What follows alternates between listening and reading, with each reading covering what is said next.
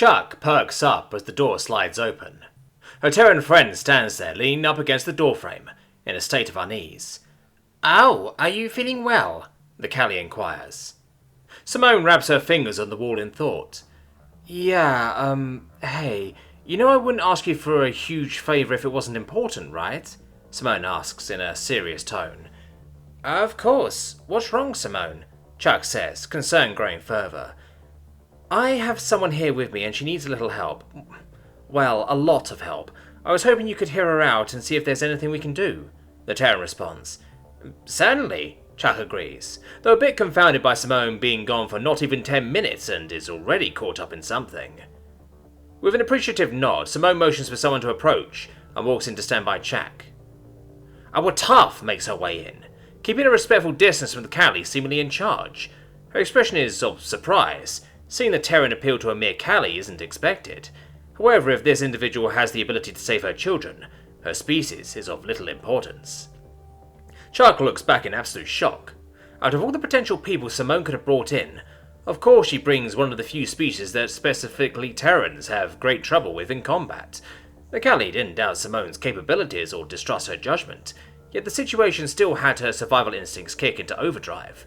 It takes nearly all of her willpower not to run and hide behind her chief of security then and there. Oh, greetings. I'll help to the best of my abilities, that is, if I can. What is it you need? The Wataf lowers her head meekly, many of her legs tapping at the solid floor in anticipation. This vessel's time in life's seas draws close, as it's her children's time to set sail. However, their father cannot raise them, for he has passed, so they must be safely transported to our home world, where they can be raised by my brothers. This vessel has exhausted all other options, and stands before you begging for your help. It does not matter how, just as long as they make it there safely, the mother says humbly. Chuck blinks, taking in the request while recalling as much as the Wataf culture she knew without a lens to reference. Though she didn't know much, the message is clear. Chuck stands, and to the twitching of the Terran she approaches the mother face to face. I see. I must admit I'm not very familiar with your people. However, as someone who has lost her family, I won't stand by as another's is in peril. I'll need to make preparations and research exactly what will be required. But on my word and the stars above, we will personally ensure the safe transport of your children, she promises, with a respectful bounce. Looking up to Simone as if witnessing a holy miracle, the mother releases a low hiss, unable to believe what she is hearing. This vessel can pay you very little, but you can have everything, she utters. Simone raises her hand, shaking it side to side. Save it for the kids, don't worry about paying a damn thing, the Terran reassures. The Wataf's slit irises settle back down on the Callie. Hisses of great emotional relief bubble up, making her speech slightly disrupted.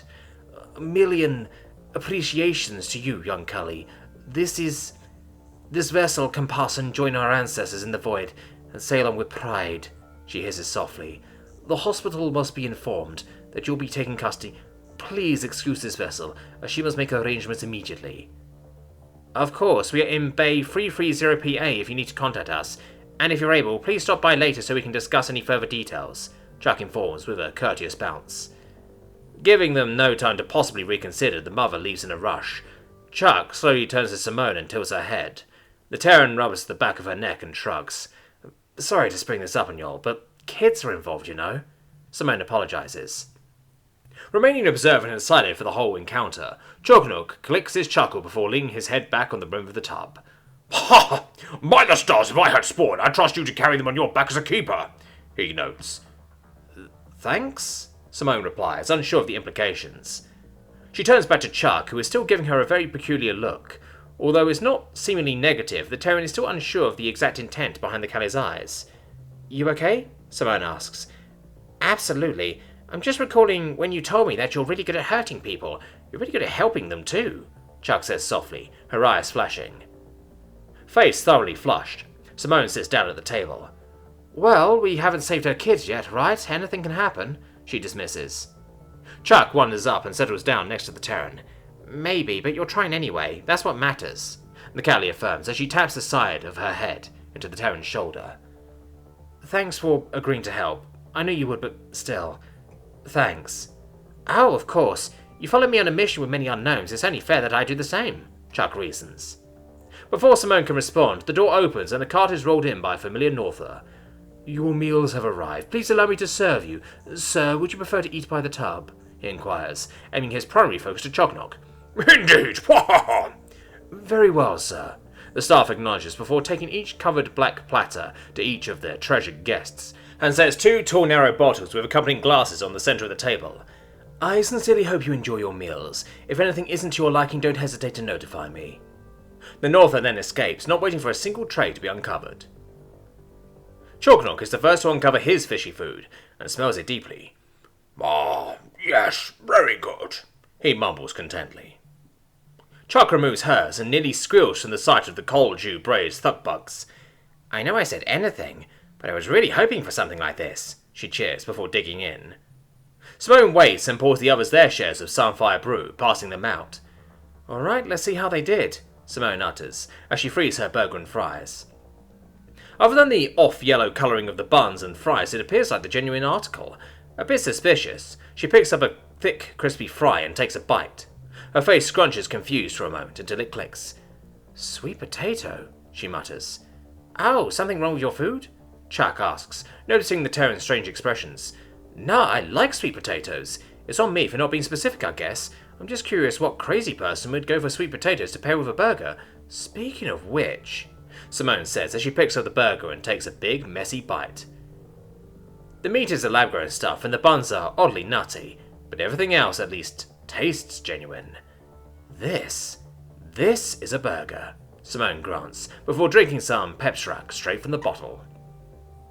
After their meals and hanging out for a short time afterwards, Simone and Chuck decide to head out to the markets. Leaving a Murphy captain in his black tar tub, they all agree to meet back up in 2 hours at the estate. Then, enduring their Cali-specific shuttle once more, Simone is relieved once they come to a stop in a drop-off area. The two step off to see a grand market that easily puts the one in Kamoy to utter shame. Several circular levels of ring walkways jammed with storefronts, like a Terra mall on steroids. Where the fuck do we even start? It's easily going to take us more than 2 hours to cover half this place, Simone asks in awe, genuinely impressed. Well, let's prioritise our list. That way we can get what we need today and save what we can't get for tomorrow. Chuck solves quickly, making Simone chuckle. Yeah, good point. So are we getting lenses first? Yes, with easy access to the net we can navigate much easier. Cool, lead the way. Chuck shakes her head and grabs Simone's hand. We will, she begins to say, before a voice rings out, catching both of their attentions immediately. Wait, excuse me. Redhead with the Cali? A Terran's voice calls out. Simone looks in the direction, rotating herself around Chuck to get in the way of whoever is incoming. To her surprise, it's the mousy woman that was roughed up by the Wataf. Simone's hand rests on her sidearm as the woman draws close. The Wataf is currently heading to the hospital, Simone informs coldly. Good, I would really hope she gets the assistance she needs, but actually I'm here for you, the woman responds with more vigour than Simone's first interaction with her. Me? Why? Simone inquires, confused. I didn't get the chance to really thank you for your help back there. Oh, and you dropped this. The lady lifts a necklace out from her pocket and holds it up. Sure enough, it's the gunmetal chain and red gemstone trinket Chuck had given her during their first day working together.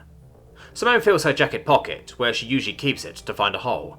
Ah, shit, thanks. Simone accepts the necklace and promptly fits it on her air pipe. No problem. Thought it was faithful to help you in return, though maybe not to the same extent. She trails off, scratching at her short, dark, curly hair. If there's anything else I can help you out with, I have the rest of the workday off. I was kinda called in on my weekend to deal with that whole situation. Chuck peeks around Simone. Yet another person Simone has helped? She teases, nudging her Terran in the side with a lower limb. The new Terran smirks. Simone, huh? A strong and pretty name. Well, that fits you perfectly. My name is Ellie, a pleasure to meet you, she says, as she reaches a hand out to Simone. Simone smirks back with flattened cheeks and accepts Ellie's hand. Yeah, is all she can respond with. Hello, my name is Chuck. Thank you so much for retrieving her necklace. The Cali introduces, meeting Ellie, eye to eye in height. Ellie smiles wildly at the Cali. I apologise if that comes across as weird, but oh my goodness, you're adorable. Ellie compliments as she attempts to get closer, but is hardly blocked by the meaty arm of Simone. Simone is fine, I'm not insulted at all, Chuck reassures her in a low voice. Not the problem. Sorry, but it's kind of my job to keep this little lady in one piece. Can't allow any random Deathworlder to approach her like that. Simone explains with a raised eye tuft. Oh my goodness, that explains a lot. Understood it. Dang! You must be pumping iron like crazy, Ellie says, respectfully feeling Simone's bicep. Impressive. I mean, yeah, fitness is a bit of a hobby of mine, but after getting her shoulder dislocated a while back, I've been in a bit of a workout slump, Simone admits, her mood dramatically shifting from cautious to boastful. Ouch! Sounds like you have a pretty dangerous job, Ellie says, hand still on Simone's arm. Yeah, well, we should probably get going, Simone suggests. Yeah, she still stands there, admittedly enjoying the admiration of her bodily efforts. Oh, you wouldn't happen to know of a respected lens shop, would you? Chuck asks hopefully. This Ellie seems to be very kind and pleasant to be around. Maybe she could be a new ally or friend. It may even be good for Simone to make another genuine friend, especially one of her own species. The shorter Terran tears her exploratory gaze away from Simone and lifts her eyes upward in contemplation. I'd say all the shops around here are respected. Doubt they'd be allowed here if they weren't. Her eyes land back on Simone. But I do know a place near here. It'd be my pleasure to escort you if you'd like to tell me all about your workout routine. I usually do cardio and would love to learn what it takes to get this, Ellie says as she playfully squeezes the bicep. Oh, Simone is an amazing teacher. She's currently instructing me on how to shoot a pulse rifle, for self-defense of course, Chuck promotes in excited chirps. No kidding. I bet she can teach me a few things too. How about I show you two to the shop? It's called Flavix. Just a short walk around and down. Ellie informs gently, yet persistently, tugs Simone forward. Wide-eyed and beet red, Simone nods and mechanically begins moving forward. This lady is laying it on so thick that even the normally dismissive Simone is picking up on the blatant flirting. Definitely not the first time. However, she needed to rein in her behaviour. Chuck is right there, and the thought of making a scene in this contest in front of her doesn't sound appealing. What Simone can't fathom is why the Callie is playing up the wingman role to the extreme right now. The support is nice and all, but damn, the strange growing awkward feeling in her chest is stirring. While making the trek on foot, Simone resists and avoids any flirtatious conversations by entailing her company the daily workout routines she abides by in brutal detail. For once, pretending that she was just too meat-headed to understand the intentions of this woman of beautiful dark skin and bold hazel eyes and... Ah, shit. The Terran internally moans, realizing how screwed she really is in her endeavors to feign mutual attraction. 200 push-ups? Dang, I can barely handle 20, Ellie jests before chuckling. Well, that's just the first set, you know, Simone says before clearing her throat. Damn, even this woman's smile is starting to mess with her head. Ow, is that the shop? Chuck perks up, pointing a lower limb down the curving walkway to an establishment with lenses proudly presented without any need of protective coverings. That it is, Ellie confirms. Say, Chuck, why don't you go on ahead? There's something I need to discuss with Ellie here. Terran stuff. Just don't break my line of sight, Simone says as casually as she can. Oh, yes, of course. Yes. All right, Chuck replies in a confused but understanding tone. The Callie trots forward, giving the two Terrans space, doing her very best not to glance back as to not seem snoopy. She seems so... Ellie begins to say, before a firm hand snatches her by her necktie. Simone locks her belly-contained fury of a gaze onto her fellow Terran. Same species of Deathworlder or not, Ellie knows she stands no chance. That is, if this was a threat at all. One can find it hard to tell with these rugged types if they are threatening or flirting with you. I'm sorry, did I say something I shouldn't have? Ellie speaks genuinely, not even attempting to raise her hands up defensively. Simone's grip tightens. Listen very carefully. I don't know what your deal is, but if I get the slightest inkling that you're gunning for that Callie, I won't hesitate putting you down. Station security aimed me surely after or not. Do I make myself clear? She says in utter conviction. Ellie nods quickly. Absolutely. You have nothing to worry about. I'm sorry if I gave you bad vibes. I must have come on too strong. I was just excited to meet you again, that's all, Ellie assures her. See, that's what's not adding up. I understand returning the necklace, but buttering up a chief of security in front of her client in my line of work? Simone explains before Ellie interrupts. Oh, no, I'm sorry. Yes, that looks bad. But I swear I'm just an idiot. I was hoping to, talk to you. Maybe get your net address? If I was lucky, I would ask you out to dinner. Guess I botched that possibility, huh? She chuckles a bit defeated. Seeing no apparent deception in the woman's eyes, Simone smirks before releasing her, and casually readjusts her tie back into the proper place. I may need a bit more convincing, but I like your spunk, Simone admits with a wink before catching up to the Callie. Releasing a breath of both relief and thrill, Ellie takes this as a green light to remain with this strange duo. Chuck scratches at the sides of her face as the store clerk advertises model after model of lens to her. This 1150LN series is perfect for casual screening of your business docs, while still being discreet enough to wear it in meetings. It also comes with a 5-year warranty, the clerk declares, holding it out with a translucent red facial tentacle. Oh, that won't be necessary. My business is rather mobile and independent. Do you have anything basic in function, but perhaps, resistant to EMP devices? Or at least have a disconnect failsafe if one were to occur, so that my neural network won't be negatively affected? Jack requests, knowing the illegal implications she is making. That I do, at least a failsafe model. Military-grade EMP-resistant lenses are more of a custom job that lies outside my wheelhouse. Ah, Madam Ellie, I'll be with you in a moment, the clerk says as the two Terrans approach. It's all good, Shackle. These two are here under my recommendation, actually. Your hotfix and my faulty lens really saved my butt, after all. Ellie replies, completely recollected from the interrogation. Glad to hear my work is so appreciated. Their attention returns to the Callie. Now, I believe that the S1337 model is exactly what you need. Comes with full standard functionality with a failsafe that is not only protects you from EMPs, but hacking attempts as well. Oh, that sounds perfect, Jack agrees. Maybe get two, one for me and my Terran crewmate here? She says, motioning to Simone. Actually, the redhead corrects as she pulls out her defunct old lens from her pocket. Would it be at all possible to get this one repaired? Maybe even add those additional failsafes? The clerk takes it from Simone and inspects it with several professionally tested tentacles. I'm capable of doing so, however it will no doubt cost double my recommended model to get it done, as this would require my full attention, the clerk warns. Chuck glances up at Simone briefly, utterly confused as to why she would want to keep such an older model. Though the disappointment from the news is apparent enough on the Terran's face that the Callie is spurred into action. That won't be a problem. Please do as my crewmate requests, it's important, Chuck assures the clerk to Simone's uncertain surprise. As you say, will there be anything else you require? The clerk confirms, happy to make more of a profit. Yes, 2 communicators for us as well. They'll be used in a closed ship network, Chuck adds. Consider it done. I'll be back in a few moments. Please remain in front of the shop, the clerk informs before delving into a back room. Holy cow, that was really cool of you, Ellie says with both eye-toss raised. Simone looks to Chuck a bit bashful. Yeah, but why? You really didn't have to do that, Simone asks, crossing her arms. Oh, I'm not certain as to why, but it's obviously important to you, Chuck responds, as she pats an upper hand on Simone's shoulder. I guess, but my attachment to it isn't worth that many credits, Simone counters. Attachment? What sort of attachment? Chuck asks, now curious. You know, it was the first thing you gave me. It's kind of like this, Simone explains as she cups the stone of her necklace. Chuck's eyes expand in understanding, and she bounces happily. Then I'm very glad I insisted on fixing it, she chirps, barely able to contain herself. Thanks, Simone chuckles, as her face flushes in embarrassment. Ellie eyes her and can't help but love seeing this big tough lady showing the even bigger softy inside. Of course, with these lenses we'll be able to properly research for someone to be your therapist, Chuck says with good intentions, but the result is Simone shifting from embarrassed to damn near mortified.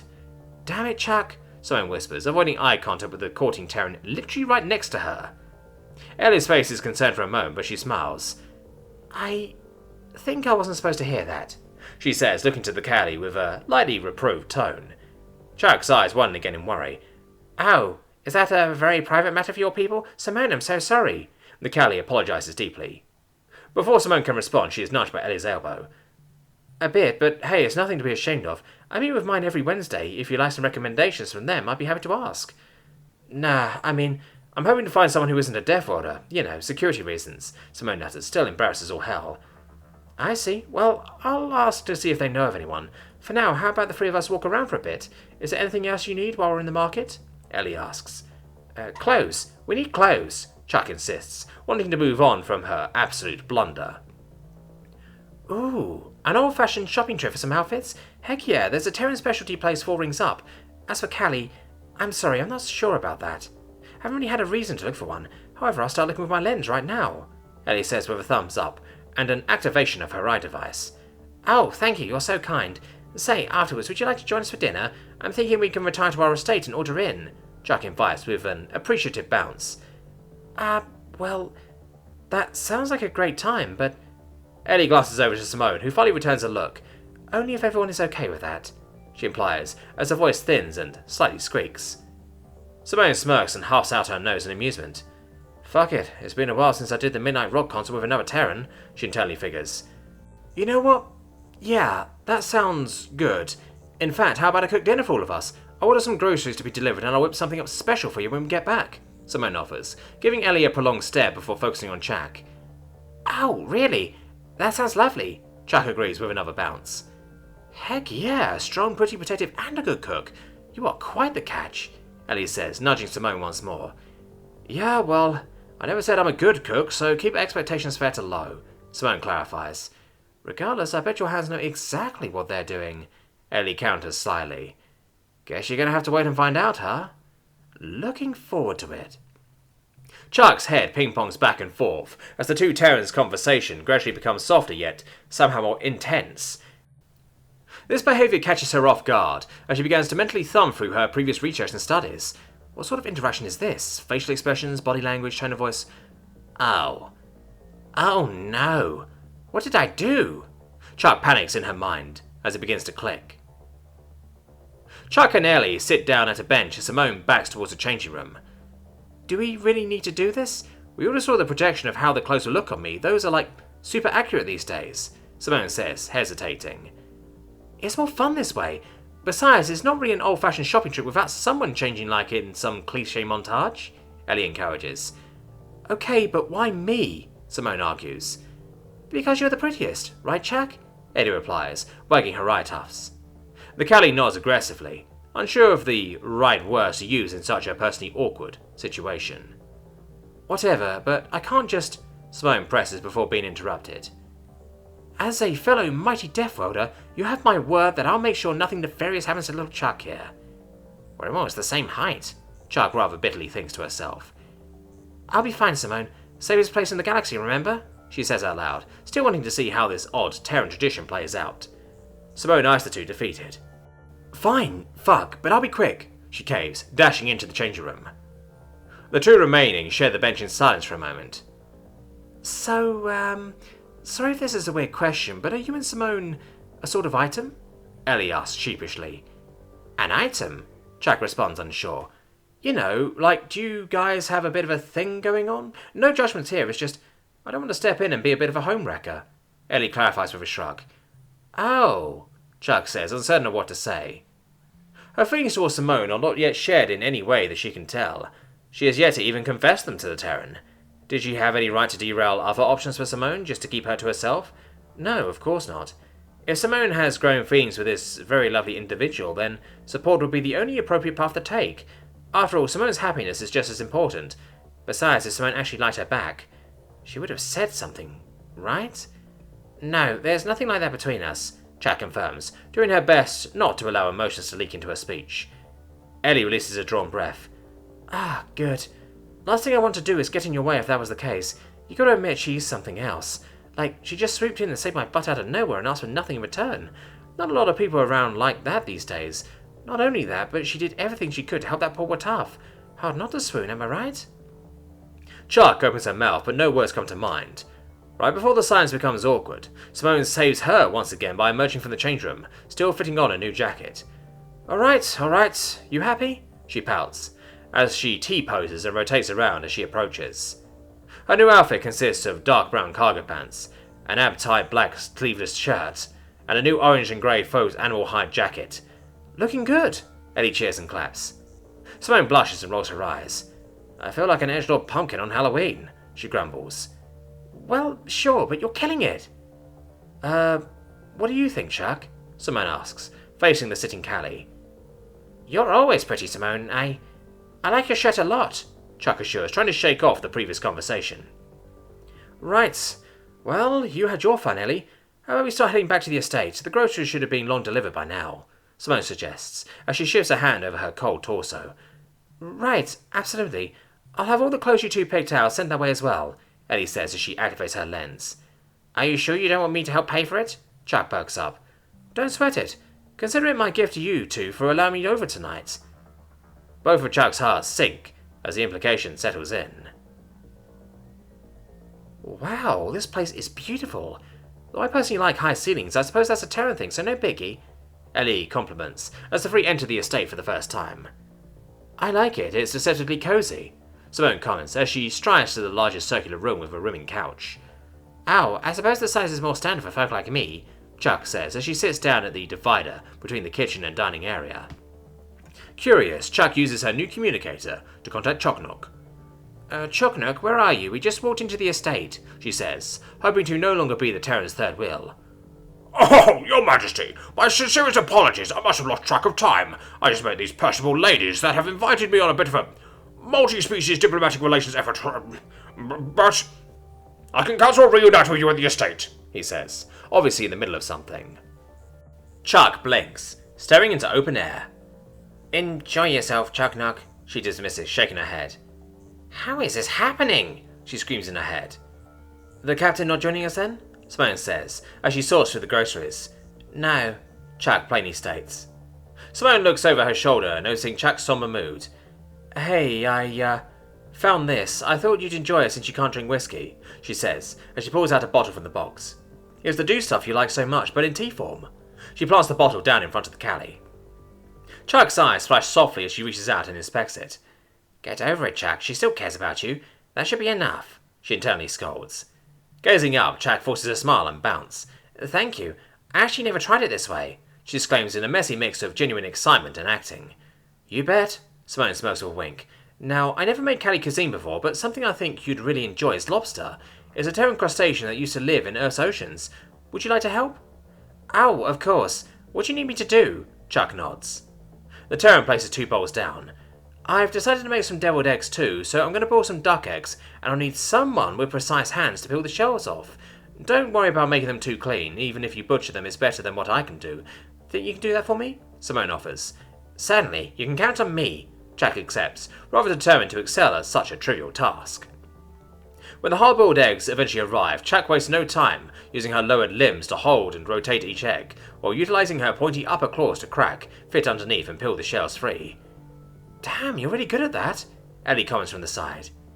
It's much like how my people peeled chitin off our livestock, Chuck dismisses quickly, while still hyper-focused on keeping each egg as pristine as possible. After the egg, Simone doesn't have too much more for Chuck to do, but thankfully the meal consists of items that don't take long to cook or prepare. The 3 gather around as Simone presents creamy deviled eggs, spices on the side for the Terrans, broiled lobster tails, all but 2 are garlic drenched for Chuck, mashed potatoes, Terran exclusive, and a bugmeal mash, Callie exclusive.